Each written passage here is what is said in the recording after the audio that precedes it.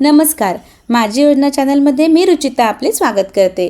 जर तुम्ही महात्मा गांधी राष्ट्रीय ग्रामीण रोजगार हमी योजनेचे म्हणजेच मनरेगाचे जॉब कार्ड धारक असाल तर हे बुलेटिन तुमच्यासाठी अत्यंत महत्त्वाचे आहे।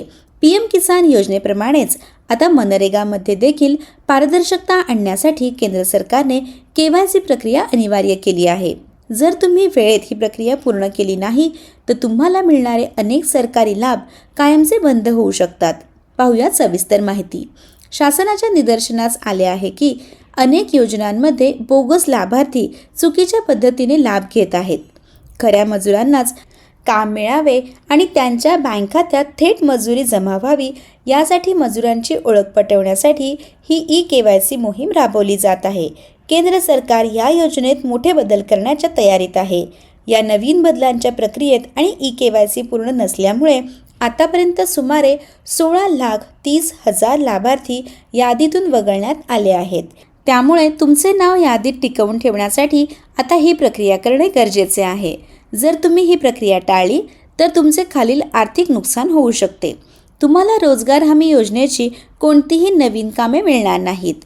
तुमचे मस्टर हजेरी पत्रक ऑनलाईन निघणार नाही, ज्यामुळे तुम्ही काम करूनही मजुरी मिळणार नाही।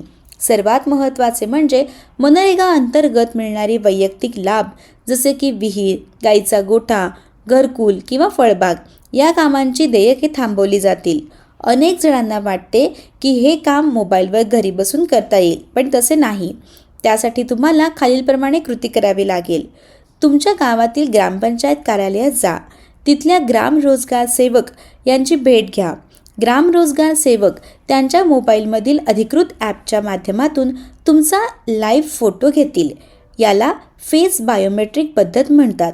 ही प्रक्रिया पूर्ण होण्यासाठी केवळ 1 ते 2 मिनिटांचा वेळ लागतो। शेतकरी आणि मजूर बांधवांनो, आपल्या हक्काचा रोजगार आणि सरकारी लाभ सुरक्षित ठेवण्यासाठी आजच ग्रामपंचायतीत जाऊन आपली ई-केवायसी पूर्ण करा।